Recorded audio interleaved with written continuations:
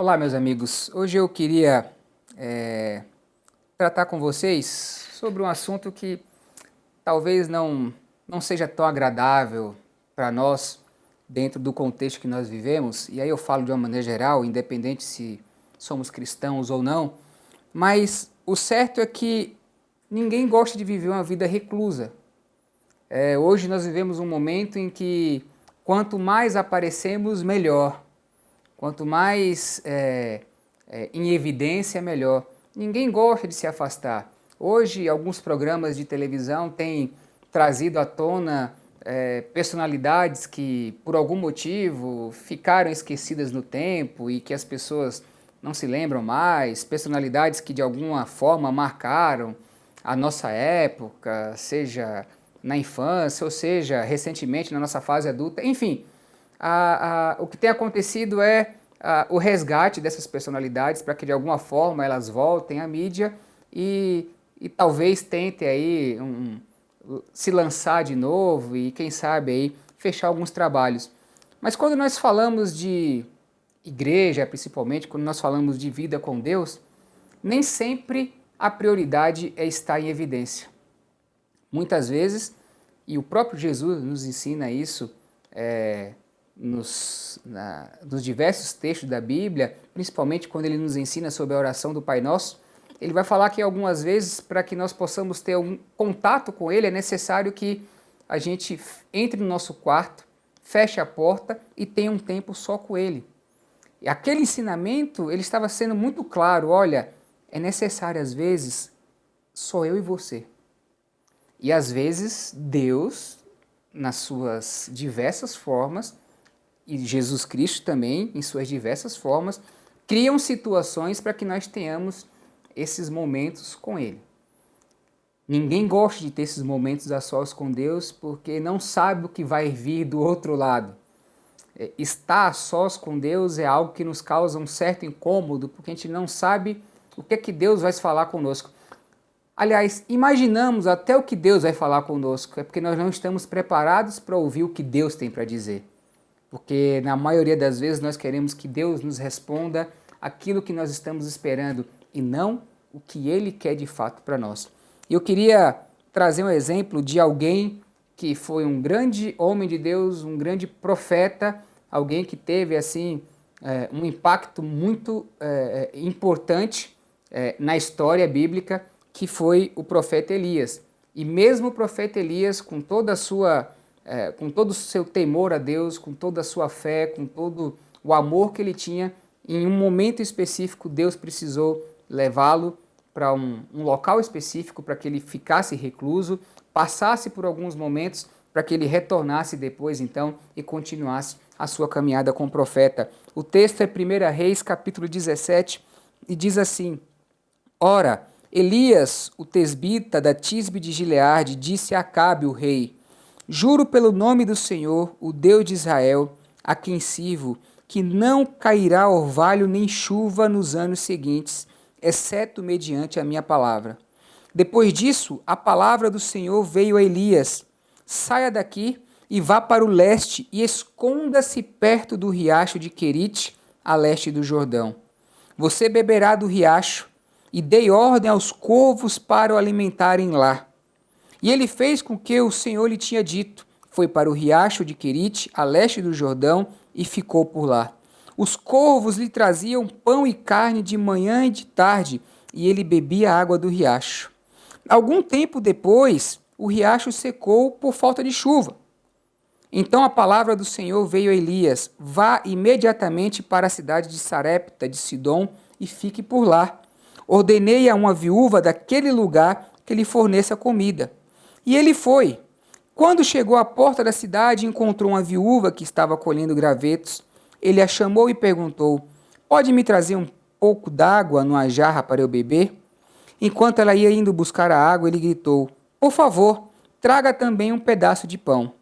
E a viúva responde para Elias: Juro pelo nome do Senhor, o teu Deus, não tenho nenhum pedaço de pão, só um punhado de farinha num jarro e um pouco de azeite numa botija.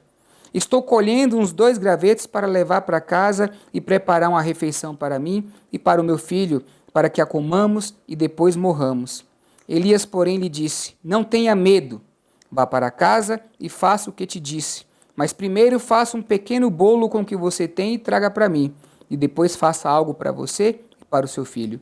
Pois assim diz o Senhor, o Deus de Israel: a farinha na vasilha não se acabará, e o azeite na botija não se secará, até o dia em que o Senhor fizer chover sobre a terra. Ela foi e fez conforme Elias lhe dissera. E aconteceu que a comida durou todos os dias para Elias e para a mulher e sua família. Pois a farinha na vasilha não se acabou, e o azeite na botija não se secou, conforme a palavra do Senhor proferida por Elias. Pode parecer que Elias aqui se utilizou ou foi prepotente, pedindo para que a viúva fizesse primeiro o pão para ele, para depois fazer para a família. E como é engraçado, né? Deus dizer para Elias, ó, vá até a viúva, que ela vai estar te esperando e ela vai te alimentar. Elias chega lá e ela diz para ele, eu não tenho nem para mim, como é que eu vou te oferecer? E percebam que Elias se firmou e acreditou na palavra de Deus, a ponto dele dizer para que aquela viúva não tivesse medo, fizesse conforme ele tinha lhe ordenado, e a palavra nos mostra então que não faltou comida nem para Elias e nem para a viúva e sua família. Logo depois o texto vai trazer o episódio que o filho daquela mulher vai cair doente, vai morrer, e aquela mulher então começa a se irar contra Deus, e aí Elias então, juntamente com a atuação do poder de Deus, faz um outro milagre na vida daquela mulher, trazendo seu filho de volta. Esse é o nosso Deus, e às vezes ele nos retira dos holofotes para nos tratar.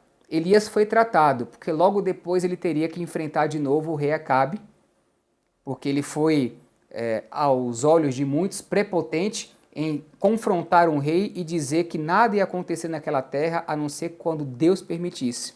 E ele foi tratado, percebam que a comida dele chegava diariamente pelos corvos. Sabe o que é ser alimentado por um corvo? Põe na sua cabeça aí a imagem de um corvo trazendo para uma ave que é mais contemporânea nossa. É como se você recebesse carne e pão da boca de um urubu. Já imaginou? Ponha isso na sua cabeça. Deus usa uma ave, que normalmente é uma ave que come comidas podres, e ela é a responsável para trazer até você o alimento do seu dia a dia. Esse é Deus, e nós não podemos questionar Deus quando Ele quer nos tratar, quando Ele quer falar conosco, porque Ele é Deus, e não podemos questionar os seus atos. Mas Ele nos ensina com essa passagem que nós precisamos ser deixados de lado quando Deus quer tratar a nossa vida. Não sei se você está passando por esse momento agora, mas se Deus precisar tirar você de cena, aceite isso como um tratamento de Deus. Tratamento não é bom, tratamento dói, ninguém gosta de tomar remédio, ninguém gosta de tomar antibiótico. Mas seria muito fácil se Deus resolvesse as coisas simplesmente curando ou dando a resposta que você tanto precisa. Encare quando você sair de cena como um tratamento. Deus quer falar com você. E aí você deve colocar também uma outra pergunta no teu coração. Será que eu estou tendo tempo para Deus suficiente para ouvir o que Ele tem a dizer para mim? Será que eu tenho me preparado o suficiente para ser usado por Deus da forma que Ele quer que eu seja usado? Segundo, a direção de Deus inclui provisão de Deus. Quando Deus manda, Ele provê. Deus mandou Abraão sair da sua terra, pegar toda a sua família e ir para um lugar que ele não conhecia.